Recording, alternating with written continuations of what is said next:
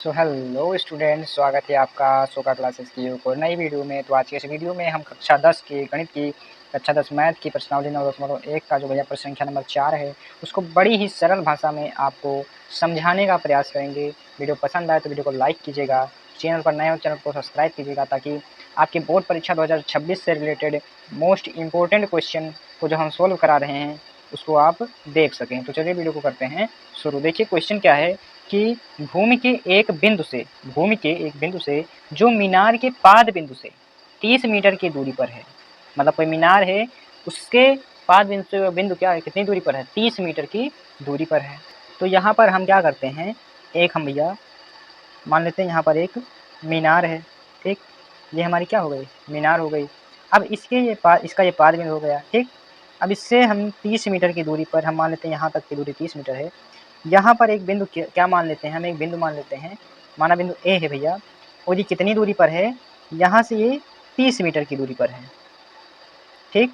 यानी इतनी दूरी कितनी है, 30 मीटर है, ठीक।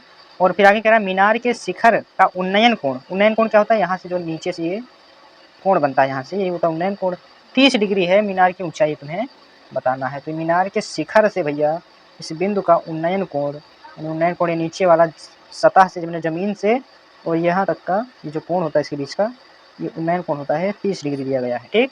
आपको क्या बताना है, मीनार की ऊंचाई, ये हमारी मीनार हो गई, इसकी ऊंचाई हम h मान लेते हैं, ठीक। फिर क्या दिया गया है, और बाकी हमें इसमें कुछ नहीं दिया गया है। बहुत ही आसान क्वेश्चन है। देखिए यहाँ ए बिंदु हो गया, इसको हम बी नाम दे देते हैं, इसको हम सी नाम दे देते हैं। तो लिखेंगे क्या कि, ठीक, यानी सॉल्यूशन, ठीक।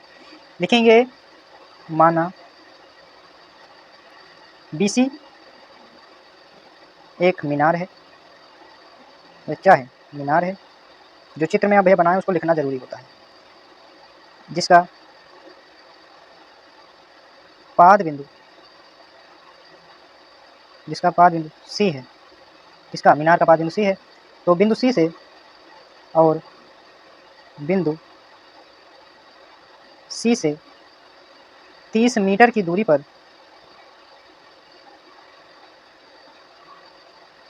एक बिंदु A है, ठीक, एक बिंदु A है जहां से मीनार के शिखर का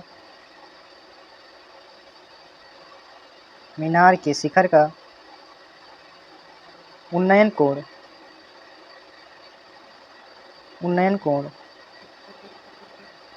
30 डिग्री है। बड़ी ही साफ भाषा में, शुद्ध राइटिंग में आपको बोर्ड परीक्षा में कुछ ऐसे ही लिखना है, एक तरफ चित्र और तरफ ये स्टेटमेंट, ठीक। अब इतना आप लिख चुके हैं, आपका चित्र पूरा समझ में आ रहा है, क्लियर। अब आप क्या करेंगे, इस मीनार की ऊंचाई को फाइंड करेंगे। देखिए क्या करना पड़ेगा, लिख देते हैं सर्वप्रथम त्रिभुज ABC में क्या लगाएंगे, देखिए कुछ ऐसा त्रिकोणमितीय अनुपात का प्रयोग करेंगे जिसमें मतलब लंब आता हो, ये इस त्रिभुज का लंब हो गया और ये आधार हो गया। तो लंब और आधार में कोई रिलेशन ढूंढेंगे, तो लंब और आधार में रिलेशन होता है tan थीटा। तो लिखेंगे त्रिभुज ABC में tan थीटा क्या होता है, लंब बटा आधार। तो tan और थीटा का मान है 30 डिग्री भैया, ठीक। कोण के सामने वाला लंब होता है, तो ये लंब हो गया h और ये आधार 30 डिग्री। tan 30 का मान कितना होता है, 1/√3 होता है ना, ये जो होता है h अपान 30 के बराबर है। 30 का मल्टीप्लाई इधर कर देंगे, ठीक, इस 30 का मल्टीप्लाई इधर हो जाएगा, तो क्या हो जाएगा, ऊपर हो जाएगा 30 और नीचे बचेगा √3 और ये हो जाएगा h, ठीक। तो h का मान कितना आ गया, 30/√3, ठीक।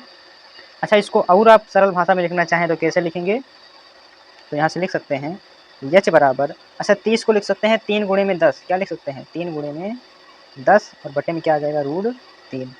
अब यहाँ से अगर √3 से 3 को काटेंगे तो ये √3 बार कटेगा, तो यहाँ जाएगा √3, मतलब अगर √3 से √3 को काटेंगे तो √3 बार जाएगा, √3 × 10 हो जाएगा, ये आ जाएगा 10√3 मीटर, ठीक। यही क्या हो गई, मीनार की ऊंचाई, क्योंकि हमने h माना था, इसका मान 10√3 मीटर आया, तो ये मीनार की ऊंचाई हो गई, ठीक भैया। अच्छा, ये आपको नहीं समझ में आया हो, देखिए अगर यहाँ पर हम समझा देते हैं आपको, इधर देखिए अगर कहीं लिखा है 3 तो ये होता है बराबर में क्या √3 गुणे में √3 ये इसके बराबर होता है 3 के, ठीक? तो वही होता है मतलब अगर √3 से √3 को काटेंगे तो √3 बार कट जाएगा, ठीक? तो इसे हम गुणा कर देंगे। वीडियो पसंद आए वीडियो को लाइक करें, चैनल को जरूर सब्सक्राइब करें। मिलते हैं ऐसी नेक्स्ट धमाकेदार वीडियो में, तब तक के लिए जय हिंद।